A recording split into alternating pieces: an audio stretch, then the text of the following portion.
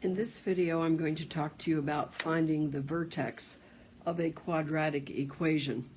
So, for example, suppose we have this problem, and that's going to equal y. Y equals 3x squared plus 6x minus 3. All right, so we want to graph this. I want to actually, put this on a graph somewhere, and it's going to go. Who knows how it's going to go? I'm just saying that I want to graph it. All right, so what I need to do first is locate the vertex. Now, the vertex is the point of the graph where the direction changes. This is going up, and then it changes now, and it's going down. So the vertex is right there, the tippy point. I can also go like this. The vertex is right there. So I need to find that point so I can graph it on the equation, on the line, excuse me. All right, to do that, we're going to use a little formula, and it goes like this. Negative b over 2 times a. Now let me show you what the a and the b and the c is. In this equation, the number in front of the x squared is called the a. And we don't say 3x squared, we just say 3. The a is 3. The a is 3. It's not 3x, it's just 3. The b is 6. It's not 6x, it's just 6. And the c is negative 3. Now, it's not just 3, it's negative 3. You got to put these signs. The reason I didn't circle this is because it's automatically positive. There's automatically positive there. Okay. So to solve this formula, I have to go negative b divided by 2a.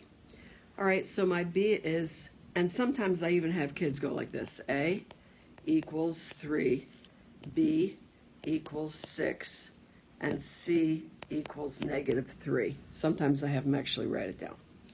All right, so negative b over 2a. So my b is 6, so I'm going to go negative 6 over 2 times a. What's a? 3. So that equals negative 6 over positive 6, which equals negative 1. Now, I know that my x-intercept is negative 1. That's what I just solved for, was just the x part of the vertex. So now I know that on my graph, I'm going to go left 1, but I don't know if I'm going up or down. All right, now we're going to do the next part. So let me erase some of this. So we know that the x-intercept is negative 1. All right. The x-intercept is negative 1. Let's not forget that. All right, now we're going to go back into the formula, which was 3x squared plus 6x minus 3. And we're going to plug in negative 1 for the x. 3 times negative 1 squared plus 6 times negative 1 minus 3. Now we just use the PEMDAS and solve this problem. 3 times 1, then positive 6 times negative 1 is just negative 6, and then minus 3. So now we have 3 minus 6 minus 3. So it's going to be 3 minus 9, and that's going to equal negative 6. All right, so my vertex, now I know that my vertex is negative 1, comma, negative 6. Negative 1, comma, negative 6. All right, now let's go over here and show you a graph. Oops, sorry guys. We're going to go negative 1 over here. I'll do it in black.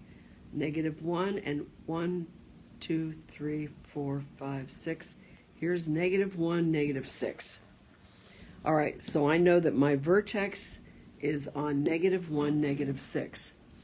I also know this because I said y equals 3x squared plus 6x minus 3.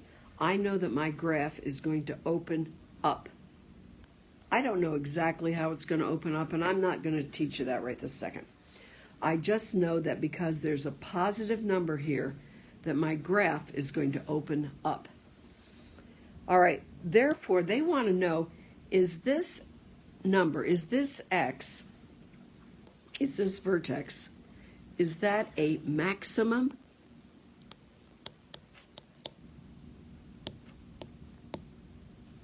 or a minimum number? Well, let me ask you this. Can the y's go any lower than -6? This is -1 comma -6. Can the y's go any lower than -6? No. So this is a minimum number. It's as low as it can go. It's a minimum. It's as low as it can go. All right? All right, we're going to do another, let me do another equation for you.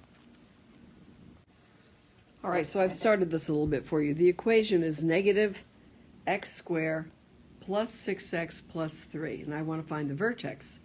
So I have the a equals -1. You see there's a negative right here, and that's a -1. The b is a 6, and the c is 3. So negative b over 2a. Well, b is 6, so -6 over 2 times a, which was -1. So it's going to be -6 over -2, which equals +3. All right, so my x value is +3. Okay? Now I'm going to erase this, and we're going to put it back in the equation and see what the y value is. Okay? All right, so I'm going to take the 3, and I'm going to go -3 squared plus 6 times 3 plus 3. That becomes -9 plus 18 plus 3. And when you stick that in the calculator, whatever you do, the answer's coming out to +12. So the y value now is going to equal +12. So x is 3, y is 12. All right, let me erase this now.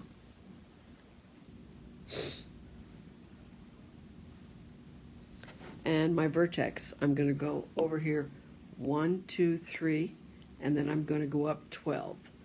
If I can, I don't know if I can. 1, 2, 3, 4, 5, 6, 7, 8, 9. I can't, guys. Let's pretend this is 12 right here, okay? Let's just pretend that's 12. It doesn't really matter. So we're going to call that 312. Now, I'm going to go back and look at my equation.